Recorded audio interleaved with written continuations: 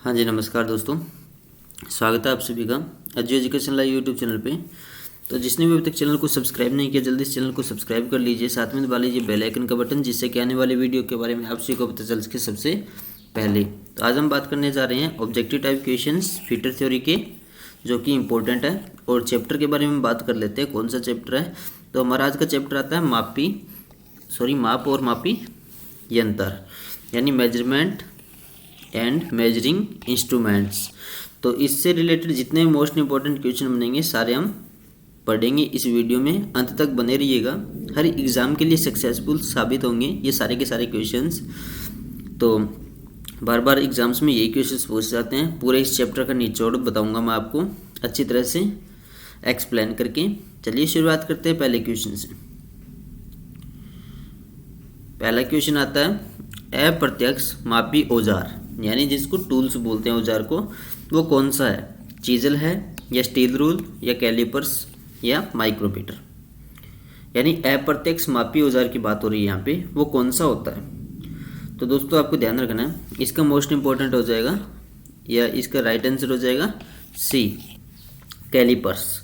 यानी ऐसा मापी औजार जिसका प्रयोग करते समय अन्य किसी यंत्र से माप लेने की आवश्यकता पड़े, उन्हें अप्रत्यक्ष मापी यंत्र कहा जाता है। जैसे कैलिपर्स हो गया और डिवाइडर्स हो गया। तो डिवाइडर का इसमें ऑप्शन नहीं है, इसका मतलब कैलिपर्स ही इसका राइट आंसर होगा। नेक्स्ट हमारा क्वेश्चन है 2 नंबर। अब बात आती है जेनी कैलिपर्स को अन्य किस नाम से जाना जाता है। Transfer calipers, marking calipers, hermaphrodite calipers या कटिंग कैलिपर्स। बताइए कौन सा आंसर होगा। ये इंपॉर्टेंट है, जेनी कैलिपर्स को अन्य किस नाम से जाना जाता है। तो अगर इस क्वेश्चन का राइट आंसर की बात करें तो इसका भी सी हो जाएगा, मतलब हर्मोफ्रोडाइट कैलिपर्स। यानी जेनी कैलिपर्स को हर्मोफ्रोडाइट या आर्ड लेग या लंगड़ा कैलिपर्स के नाम से जाना जाता है। नेक्स्ट हमारा क्वेश्चन है 3 नंबर। अब बात आती है 1 माइक्रोन बराबर क्या होता है। 1/10 mm या 1/100 mm या 1/1000 mm या 1/10,000 mm। बताइए कौन सा आंसर होगा। 1 माइक्रोन बराबर, तो ये इलेक्ट्रिशियन में भी पूछा जाता है और फीटर का भी है। 1 माइक्रोन बराबर क्या होता है। तो दोस्तों इसका राइट आंसर हो जाएगा सी, मतलब 1/1000 mm। ये इंपॉर्टेंट हो जाएगा क्वेश्चन और राइट आंसर हो जाएगा इसका। यानी 1 माइक्रोन बराबर होता है 0.001 और mm में, या 1 मीटर बराबर 10⁻6 माइक्रोन लिख सकते हैं। समझें आगे होगा आप सभी को। नेक्स्ट हमारा क्वेश्चन है 4 नंबर। अब बात आती है कॉम्बिनेशन सेट प्रयोग किया जाता है रेखाएं खींचने के लिए, वृत्त तथा चाप खींचने के लिए, कोणीय सतहों की जांच के लिए या उपरोक्त सभी। कॉम्बिनेशन सेट की बात हो रही है, तो कहाँ पे प्रयोग किया जाता है ये। तो दोस्तों ये किया जाता है कोणीय सतहों की जांच के लिए, ये आपको ध्यान रखना है। नेक्स्ट हमारा क्वेश्चन है 5 नंबर। अब बात आती है सेंटर पंच की। तो सेंटर पंच का जो पॉइंट एंगल है वो कितने डिग्री का होता है। 45 डिग्री, 90, 60 या 120 डिग्री। फटाफट बताइए सेंटर पंच का पॉइंट एंगल कितने डिग्री का होता है। तो दोस्तों इसका राइट आंसर हो जाएगा बी, यानी 90 डिग्री का होता है। ये आपको ध्यान रखना है। यानी सेंटर पंच 4 mm से लेकर 12 mm तक मोटे और लगभग 125 mm तक लेंथ में लंबे होते हैं। समझिए आगे आप सी को, ये आपको नोट रखना है। और इसके आगे का कुछ भाग टेपर होता है और इसका पॉइंट एंगल होता है वो होता है 90 डिग्री का। यानी इस टाइप से होगा और इस टाइप से एंगल, जो ये एंगल बनता है ये 90 डिग्री का होगा यहाँ पे। नेक्स्ट हमारे क्वेश्चन है 6 नंबर। अब बात आती है प्रिक पंच का पॉइंट एंगल कितना होता है। 45 डिग्री, 30 डिग्री, 90 डिग्री या 15 डिग्री। फटाफट बताइए इसका राइट आंसर क्या होगा। प्रिक पंच का पॉइंट एंगल, तो दोस्तों इसका राइट आंसर हो जाएगा बी, मतलब 30 डिग्री का होता है। यानी प्रिक पंच फाइन मार्किंग के लिए प्रयोग में लिया जाता है। सबसे पहले तो आपको ये ध्यान में रखना है तथा यह सॉफ्ट धातुओं पर मार्किंग के लिए अधिक काम में लाया जाता है। जैसे तांबा हो गया, एल्यूमिनियम हो गया, पीतल हो गया आदि। प्रिक पंच का बिंदु कोण होता है वो होता है 30 डिग्री का, ये भी नोट कर लेना। नेक्स्ट हमारा क्वेश्चन है 7 नंबर। अब बात आती है वी ब्लॉक के वी ग्रूव का कोण कितना होता है। वी ब्लॉक के वी खांचे यानी वी ग्रूव का कोण है वो कितने डिग्री होता है, 45, 60, 90 या 120? बताइए अगर किसी को भी पता है तो दोस्तों इसका राइट आंसर हो जाएगा सी, यानी 90 डिग्री का होता है। यानी वी ब्लॉक ए तथा बी ग्रेड में मिलते हैं। सबसे पहले तो आपको ये ध्यान में रखना है किस कौन कौन सी ग्रेड में, ए और बी ग्रेड में। और ए ग्रेड के वी ब्लॉक अति परिशुद्ध तथा उत्तम स्टील के हार्ड व ग्राइंड किए हुए होते हैं और आमतौर पर यह 100 mm लंबाई तक मिलते हैं। जो ए ग्रेड वाले होते हैं वो 100 mm लेंथ तक मिलते हैं। और उसके बाद में ब्लॉक ए ग्रेड की अपेक्षा कम परिशुद्ध होते हैं बी ग्रेड वाले, यानी थोड़ी कम क्वालिटी के होते हैं। यह क्लोज्ड ग्रे कास्ट आयरन के बने होते हैं। और वी ब्लॉक के खांचे का कोण होता है वो होता है 90 डिग्री का। समझे आगे होगा आप सभी को। नेक्स्ट हमारा क्वेश्चन है 8 नंबर। अब बात आती है गोलाकार छड़ यानी जिसको रोड बोलते हैं, तो उसका सेंटर मार्क करने है तो कौन सा पंच उपयोगी होता है, प्रिक पंच, डॉट पंच, होलो पंच या बेल पंच? यानी रोड का सेंटर मार्क करने है तो कौन सा पंच उपयोग में लाया जाता है? तो दोस्तों इसका राइट आंसर हो जाएगा डी, मतलब बेल पंच होता है। तो बेल पंच गोल रोड के सेंटर निकालने या मार्क करने के लिए काम में लाया जाता है। इसके आगे का भाग घंटी नुमा टाइप का होता है और इसके ठीक बीचों बीच एक पंच लगा होता है जिसे ऊपर नीचे खिसकाया जा सके। नेक्स्ट हमारा क्वेश्चन है 9 नंबर। साइन बार किसके लिए प्रयोग में या प्रयोग की जाती है? साइन बार किसके लिए प्रयोग की जाती है? तो बताइए इसका आंसर क्या होगा दोस्तों। ड्रिलिंग करते समय जॉब को लेवल करने के लिए या छिद्र का व्यास जांचने के लिए, चूड़ी का आकार जांचने के लिए, टेपर जॉब का कोण ज्ञात करने के लिए। तो दोस्तों इसका राइट आंसर हो जाएगा डी, यानी टेपर जॉब का कोण ज्ञात करने के लिए। यानी जब किसी जॉब के कोण या टेपर को 5 मिनट से अधिक की सूक्ष्मता से चेक करना हो तो उसके लिए साइन बार का प्रयोग किया जाता है। और साइन बार समकोण त्रिभुज के साइन कोण पर आधारित होता है, इसलिए इसे साइन बार कहा जाता है। नेक्स्ट हमारा क्वेश्चन है 10 नंबर। अब बात आती है फीलर गेज का प्रयोग होता है सतह की रफनेस जांचने के लिए, या दो पार्ट्स के मध्य का अंतर जांचने के लिए, या जॉब का रेडियस जांचने के लिए, या छिद्रों के मध्य का अंतर जांचने के लिए। मोस्ट इंपॉर्टेंट है, कई बार एग्जाम से पूछा गया ये क्वेश्चन, रट लेना इसको। फीलर गेज का प्रयोग होता है। तो दोस्तों इसका राइट आंसर हो जाएगा बी, मतलब फीलर गेज का उपयोग कहाँ होता है? तो दो पार्ट्स के मध्य का अंतर जांचने के लिए। यानी फीलर गेज दो मैचिंग पार्ट्स के बीच का अंतर या गैप चेक करने के लिए प्रयोग में लाया जाता है। यह स्टील की पतली पत्ती होती है जो प्रत्येक पत्ती पर मोटाई का साइज अंकित किया जाता है। नेक्स्ट हमारा क्वेश्चन है 11 नंबर। अब बात आती है टेलीस्कोपिक गेज किस काम में आते हैं? स्लॉट मापने को, स्क्रू पिच मापने के लिए, टेप मापने को, या बड़े सुराखों का आंतरिक व्यास जांचने के लिए। बताइए कौन सा आंसर होगा। इंपॉर्टेंट क्वेश्चन है, रट लेना इसको।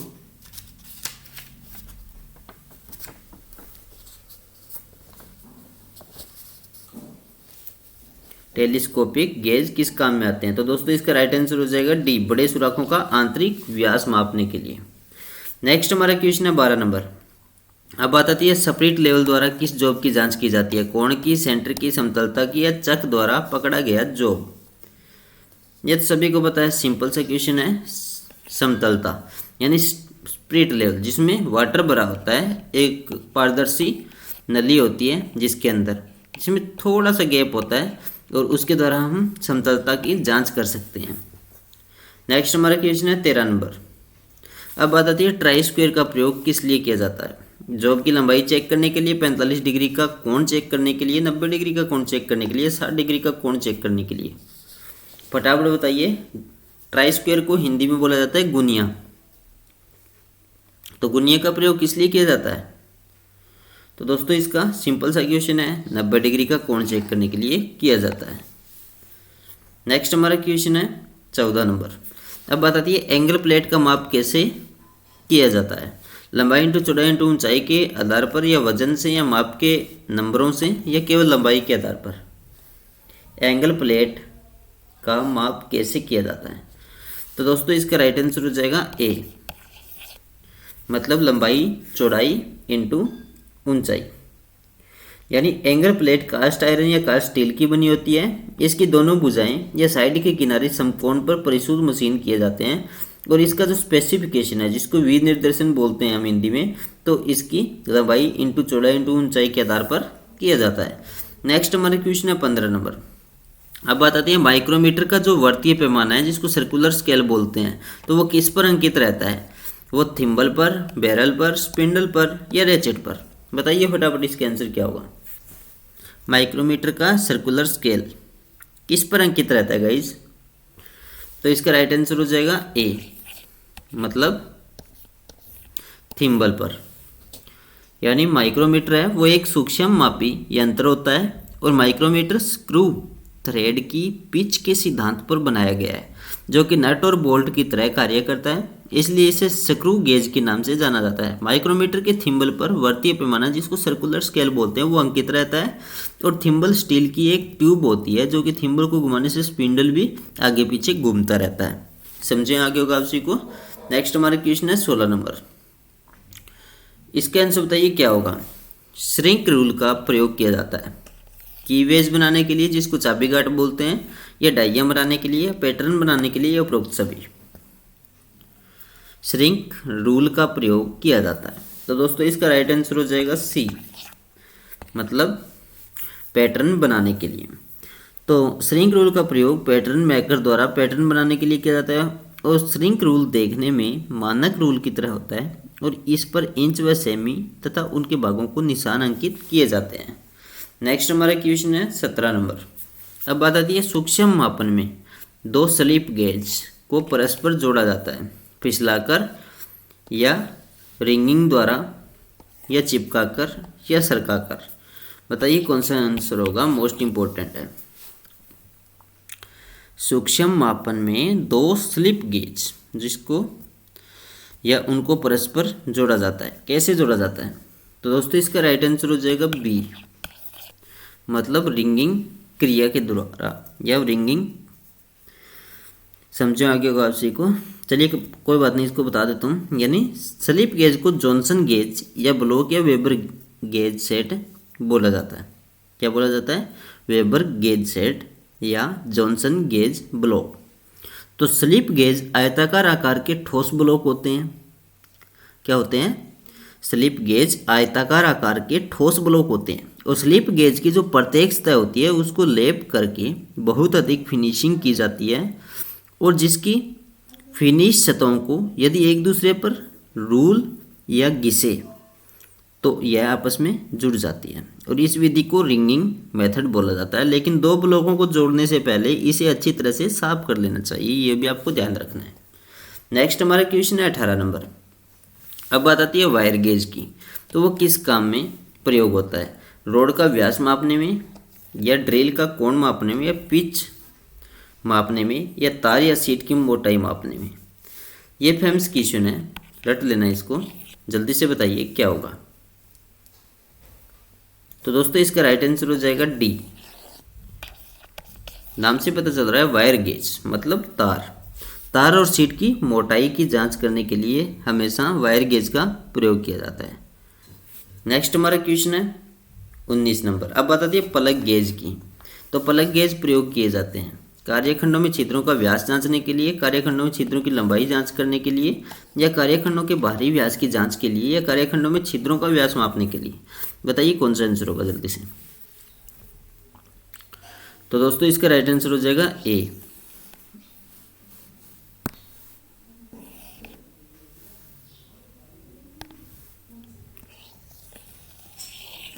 कार्यखंडों में छिद्रों का व्यास जांचने के लिए इसका प्रयोग किया जाता है। नेक्स्ट हमारा क्वेश्चन है 20 नंबर। अब बात आती है सरफेस गेज द्वारा क्या किया जाता है, मार्किंग, पंचिंग, लंबाई की माप, या ऊंचाई की माप। फटाफट बताइए क्या होगा। तो दोस्तों इसका राइट आंसर हो जाएगा ए, मतलब मार्किंग की जाती है। यानी परिशुद्ध मार्किंग के लिए प्राय सरफेस गेज का प्रयोग किया जाता है। इसे मार्किंग ब्लॉक या सब्सक्राइबर ब्लॉक बोला जाता है। नेक्स्ट हमारा क्वेश्चन है 21 नंबर। अब बात आती है बड़े वर्त की मार्किंग के लिए कौन सा यंत्र प्रयोग किया जाता है, रिंग गेज, ट्रेमल या हाइट गेज या डिवाइडर। बड़े वर्त की मार्किंग के लिए कौन सा यंत्र काम में लिया जाता है गाइस, तो इसका राइट आंसर हो जाएगा बी, यानी ट्रेमल काम में लिया जाता है।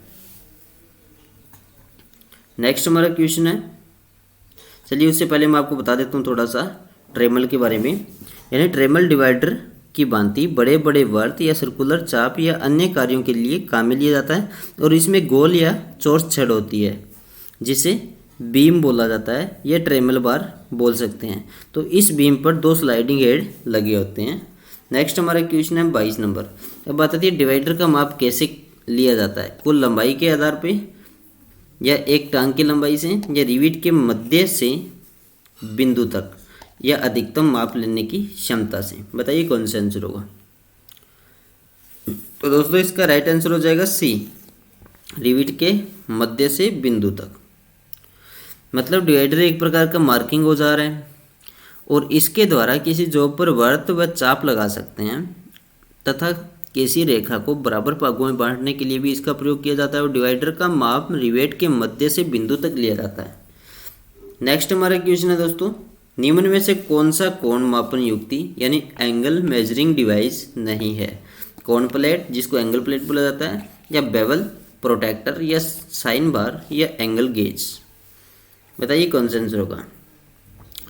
तो नहीं है की बात हो रही है यहाँ पे, कौन सा नहीं है, तो इसका राइट आंसर हो जाएगा ए, मतलब बाकी बी, सी और डी तीनों हो जाएंगे। मतलब एंगल प्लेट इसका हिस्सा नहीं है। कोण प्लेट का प्रयोग मार्किंग करते समय जॉब को सहारा देने के लिए किया जाता है। शेष सभी का प्रयोग कोण मापने में किया जाता है। नेक्स्ट हमारा क्वेश्चन है 24 नंबर। अब बात आती है डिवाइडर्स किस धातु के बनाए जाते हैं, हाई स्पीड स्टील के, हाई कार्बन स्टील के, टंगस्टन के या कास्ट आयरन के। तो डिवाइडर्स की बात हो रही है, वो कौन सी धातु के बनाए जाते हैं गाइस, तो इसका राइट आंसर हो जाएगा बी, मतलब हाई कार्बन स्टील के बनाए जाते हैं डिवाइडर्स हमेशा। यानी डिवाइडर्स का या डिवाइडर्स एक प्रकार का मार्किंग औजार होता है। इसकी दोनों टांगें सीधी व स्क्राइबर की भांति नोकदार होती है और ये प्राय हाई कार्बन स्टील अथवा माइल्ड स्टील के बनाए जाते हैं और इसके पॉइंट को हार्ड तथा टेम्पर कर दिया जाता है। नेक्स्ट हमारे क्वेश्चन है 25 नंबर। ऑटोकोलिमेटर का उपयोग कहाँ किया जाता है, सीधी माप में, समतल माप में, कोणीय माप में या समांतर माप में। बताइए कौन सा आंसर होगा। ऑटोकोलिमेटर का उपयोग कहाँ किया जाता है, तो दोस्तों इसका राइट आंसर हो जाएगा सी, कोणीय माप में किया जाता है। ऑटोकोलिमेटर का उपयोग कोणीय मापने के लिए किया जाता है, जबकि अंतराल यानी गैप की मोटाई की जांच करने के लिए फिलर गेज का प्रयोग किया जाता है। ये मैंने आपको पहले ही बताया था। और कोणीय स्तंभ की जांच के लिए हमेशा कॉम्बिनेशन सेट का प्रयोग किया जाता है। नेक्स्ट हमारा क्वेश्चन है 26 नंबर। यदि मापी गई लंबाई के 2 रेखाओं के मध्य की दूरी से व्यक्त किया जाए तो उसे क्या कहा जाता है, रेखा मानक, एंड मानक, ए और बी दोनों या उपरोक्त में से कोई नहीं। यदि मापी गई लंबाई के 2 रेखाओं के मध्य की दूरी से व्यक्त किया जाए तो उसे क्या बोला जाता है गाइस, तो इसका राइट आंसर हो जाएगा ए, उसे रेखा मानक बोला जाता है। नेक्स्ट हमारा क्वेश्चन है 27 नंबर। इसका आंसर बताइए क्या होगा।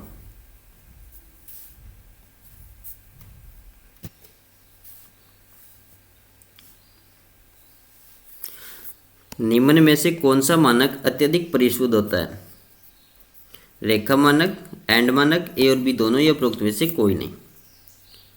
यानी कौन सा मानक अत्यधिक परिशुद्ध की बात हो रही है, तो दोस्तों इसका राइट आंसर हो जाएगा बी,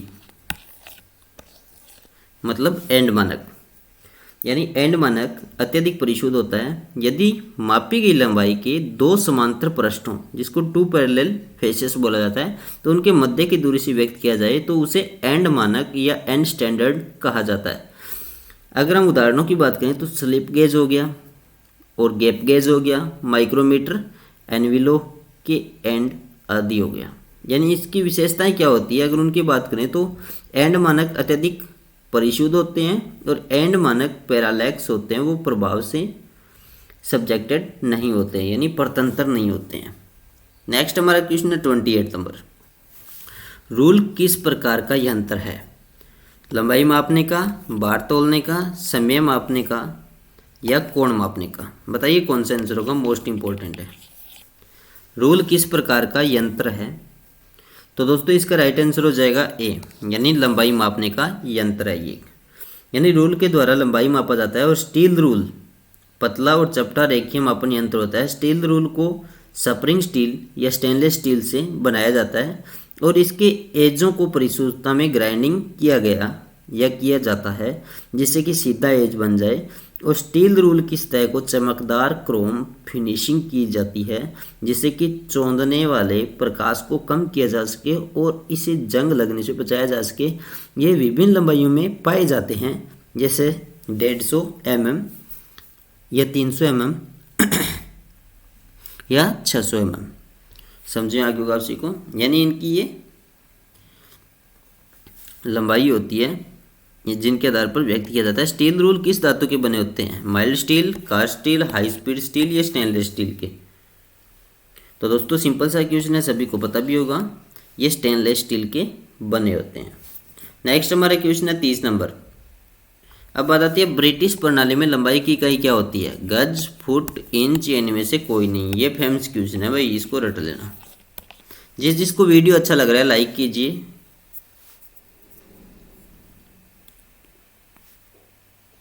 जल्दी से बताइए ब्रिटिश प्रणाली में लंबाई की इकाई क्या होती है? तो दोस्तों इसका राइट आंसर हो जाएगा बी, मतलब फुट होती है। ये आपको ध्यान रखना है। यानी ब्रिटिश प्रणाली में लंबाई की इकाई तो फुट होती है। FPS प्रणाली को ब्रिटिश प्रणाली भी कहा जाता है, और इसमें लंबाई, द्रव्यमान तथा समय की इकाइयाँ फुट, पाउंड और सेकंड होती है। और CGS प्रणाली में लंबाई का मात्रक सेंटीमीटर होता है। MKS प्रणाली में लंबाई का मात्रक मीटर होता है। ये आपको नोट करना है।